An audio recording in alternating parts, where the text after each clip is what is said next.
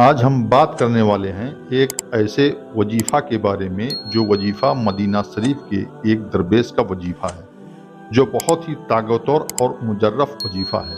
مدینہ شریف میں ایک زبیر نام کا شخص رہتا تھا جو بہت ہی غریب تھا۔ محنت تو بہت کرتا تھا مگر کمائی میں برکت نہیں تھا۔ ہمیشہ پریشان رہتا تھا، جو بھی کام کرتا نقصان ہو جاتا تھا۔ مدینہ شریف میں ایک مزدوروں کا ناکا لگتا تھا۔ سارے مزدور کو لوگ کام پر لے جاتے مگر اس کو کام نہیں ملتا۔ زبیر نا امید ہو کر گھر آ جاتا۔ اس ناکے پر روز جاتا، کبھی کام ملتا کبھی کام نہیں ملتا۔ اسی راستے میں ایک درویش پیڑ کے سائے میں بیٹھے رہتے۔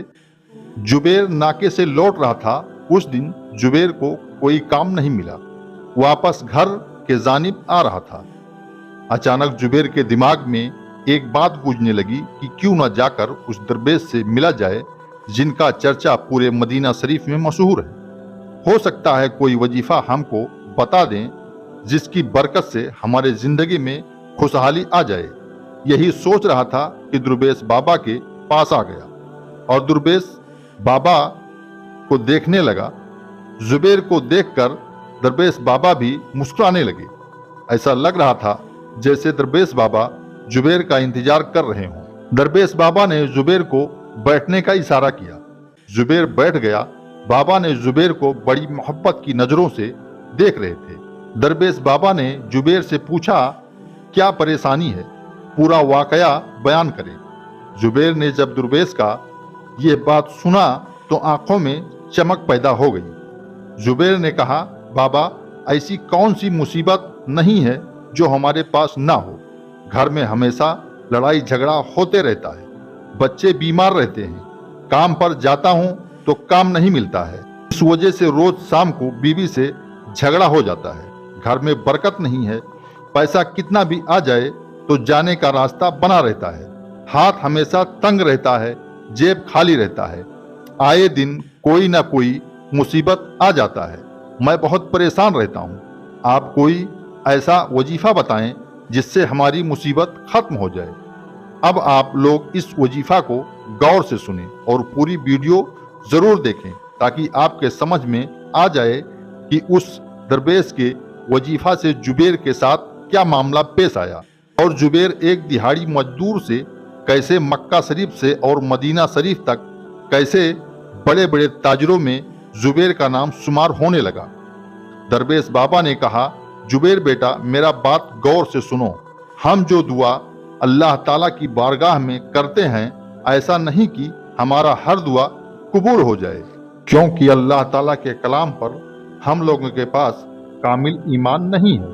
ہم چاہتے ہیں کہ ہماری دعا فوراً قبول ہو جائے۔ اللہ تعالیٰ ہمیں آزماتا ہے، امتحان لیتا ہے، کیونکہ ہر غم کے بعد خوشی ہے، پتجھڑ کے بعد ہریالی ہے۔ مگر یہ ہر انسان کا فطرت ہے کہ اس کو صبر نہیں، اللہ تعالیٰ کے کلام پر کامل ایمان نہیں۔ اگر بندہ امتحان میں صبر اور شکر سے کام لے تو وہ ہر امتحان میں پاس ہو جائے گا۔ آزمائش رب العزت کی طرف سے ہوتا ہے۔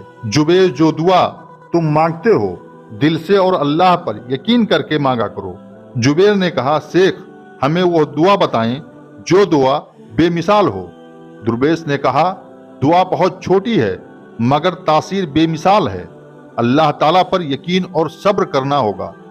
جب تم فجر کے نماز کے لیے اٹھو تو اللہ تعالیٰ پر یقین رکھو اور آج ہماری دعا بارگاہ الہی میں ضرور قبول ہوگی۔ فجر کی نماز سے فارغ ہونے کے بعد 3 بار درود شریف پڑھیں جو آپ کو یاد ہو، اور اللہ تعالیٰ کے نام کا ورد کریں جو بابرکت والا ہے۔ الرزاق 100 بار پڑھیں، یعنی پوری تسبیح پڑھیں، یعنی اول اور آخر میں درود شریف پڑھنا نہ بھولیں۔ پوری تسبیح پڑھنے کے بعد اللہ تعالیٰ کے بارگاہ میں اپنے دونوں ہاتھوں کو بلند کریں اور کہیں، یا میرے رب جو میرے نصیب میں بہتر ہو میرے قریب کر دے، اور جو مجھے نقصان دہ ہو وہ مجھ سے دور کر دے، اور مجھے صبر اور شکر کی دولت عطا فرما، اور میری رزق میں برکت ڈال دے، اور بارگاہ الہی میں رو رو کر دعائیں کریں۔ یہ وظیفہ بتا کر درویش نے زبیر کو بھیج دیا۔ زبیر اپنے گھر آیا اور فجر کا انتظار کرنے لگا۔ कैसा करके फजर का वक्त आ गया। जुबैर बहुत खुश हुआ, नमाज से फारिग होकर शेख का बताया हुआ वजीफा करने लगा। अब जुबैर का रोज का मामूल बन गया। अभी चंद रोज ही गुजरा था कि मक्का शरीफ का एक काफिला आया। उस काफिले में एक बहुत बड़ा ताजिर भी था। उस ताजिर को एक नेक और ईमानदार शख्स की जरूरत थी। वो ताजिर मदीना शरीफ की गलियों में घूम घूम कर तलाश कर रहा था, मगर कोई नहीं मिला। ताजिर को कई मजदूर मिले, मगर कोई मजदूर समझ में नहीं आया।